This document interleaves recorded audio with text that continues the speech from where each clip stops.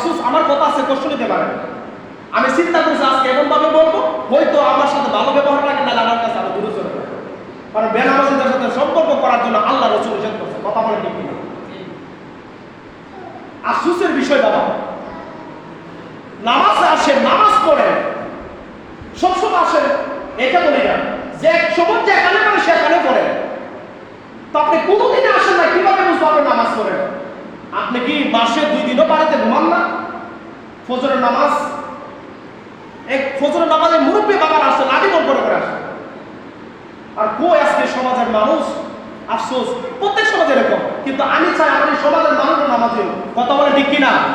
আপনি নামাজ পড়ে সন্তানকে নামাজ হাতে ধরে দেবেন, এই সন্তান বড় হলে নামাজি হবে, এই সন্তান বড় হলে আপনাকে আপনার অবাধ্য হবে না। তো যাই হোক, আমি আরেকটা হাদিস শুধু শোনাই দিচ্ছি, সময় হয়তো চলে গেছে, সময় হয়ে গেছে। আমি আপনাদের কাছে আরেকটা হাদিস শোনাই দিচ্ছি। বাবারে, যুবক ভাইরা যারা মার সাথে একটু দুশ্মনী করি, আপনাদের জন্য একটা মেসেজ। আল্লাহ রাসূল সাল্লাল্লাহু আলাইহি ওয়াসাল্লামের একটা হাদিস আপনাদেরকে শোনাই। আল্লাহ রাসূল সাল্লাল্লাহু আলাইহি ওয়াসাল্লামের একটা হাদিস শুনেন। قال جاء رسول الى النبي صلى الله عليه وسلم, এক ব্যক্তি নবীর কাছে এসে قال يا رسول الله صلى الله عليه وسلم, আমার নবীকে এসে জিজ্ঞেস করে, ইয়া রাসূলুল্লাহ মান আহাব্বু বিহুসনি সাহাবাতি, ইয়া রাসূলুল্লাহ আমার কাছ থেকে সবচেয়ে বেশি সৎ আচরণ পাওয়ার যোগ্য কে? সবচেয়ে বেশি সৎ আচরণ পাওয়ার যোগ্য কে? এর মধ্যে মা আছে, বাবা আছে, বউ আছে, সন্তান আছে, পরিবার আছে, সমাজ আছে। কথা বলে ঠিক কিনা? সবাইকে নিয়ে বলছে। আমার রাসূলকে জিজ্ঞেস করেন, ইয়া রাসূলুল্লাহ আমার কাছ থেকে সবচেয়ে বেশি সদাচরণ পাওয়ার যোগ্য কে? আল্লাহ রাসূল কত সুন্দর করে বলে দিলেন, দেখেন, ক্বালা উম্মুকা, আমার রাসূল বলেন তোমার মা। ওই ব্যক্তি আবার জিজ্ঞেস করলেন, ক্বালা সুম্মা মান, ইয়া রাসূলুল্লাহ নবী গো আমার মার কথা বললেন, তারপরে আমার কাছ থেকে সবচেয়ে বেশি সদাচরণ পাওয়ার যোগ্য কে? আল্লাহ রাসূল বলেন, ক্বালা উম্মুকা, তোমার মা। আবার ওই ব্যক্তি প্রশ্ন করলেন, ক্বালা সুম্মা মান, ইয়া রাসূলুল্লাহ তারপরে কে? আমার নবী বলেন, ক্বালা উম্মুকা, তোমার মা। সুবহানাল্লাহ বলেন না? মার কথা কবার বলছেন? 3 বার বললেন। ওই ব্যক্তি 3 বার প্রশ্ন করলেন, আমার রাসূল মার কথা 3 বার বলে দিলেন। এরপরে ওই ব্যক্তি আবার প্রশ্ন করলেন, সুম্মা ক্বালা ইয়া রাসূলুল্লাহ নবী গো তারপরে কে? আমার নবী বলেন, ক্বালা আবু, তোমার পিতার কথা একবার বললেন।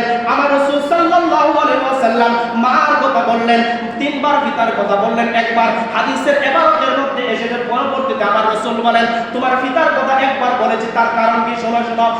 তুমি যখন ছোট ছিলা, মার গর্ভে যখন তুমি সর্বপ্রথম যখন ছিলা, তোমার পিতা তখন কষ্ট ভোগ করে নাই। তোমার মা তোমাকে গর্ভে নিয়ে অনেক কষ্ট করেছে, না পারলো খাইতে, না পারলো ঘুমাইতে, না পারলো কোনো কাজ করতে সঠিকভাবে। তোমার মায়ের তুমি অনেক কষ্ট দিয়েছো। যখন তুমি জন্ম হওয়ার সময় তোমার পিতা এই কষ্টটা গ্রহণ করে নাই। তোমার মা এমন কষ্ট করেছে কিছু মায়ের প্রাণ পর্যন্ত চলে যায় সন্তানকে জন্ম দিতে গিয়ে।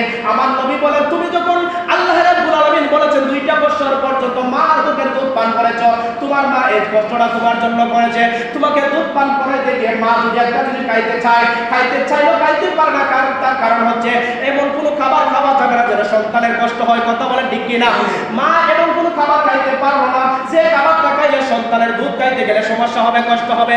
এই জন্য তোমার মার কথা আমি রাসূল 3 বার বলেছি, আর তোমার বাবার কথা একবার বলেছি। তার মানে এটা নয় বাবার সম্মান কম, এটা নয়। কারণ তোমার বাবার সম্মান যেরকম তোমার মায়ের সম্মানও তদ্রুপ সেই রকম।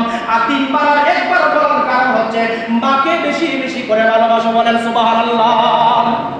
তার মানে এটা নয় বাবার আবার আলাদা করে দিতে হবে না। আল্লাহ রাসূল দুজনের সমান বলে, কিন্তু মার কথা 3 বার বলে একটু গুরুত্ব এই জন্যই দিয়েছে, মা বেশি কষ্ট করেছে। কথা বলেন ঠিক কিনা? শুধু তাই নয়, আরেকটা হাদিসের মধ্যে আল্লাহর নবীর কাছে সাহাবী এসে প্রশ্ন করলে, ইয়া রাসূলুল্লাহ আমার মা বাবা আমার জন্য কি?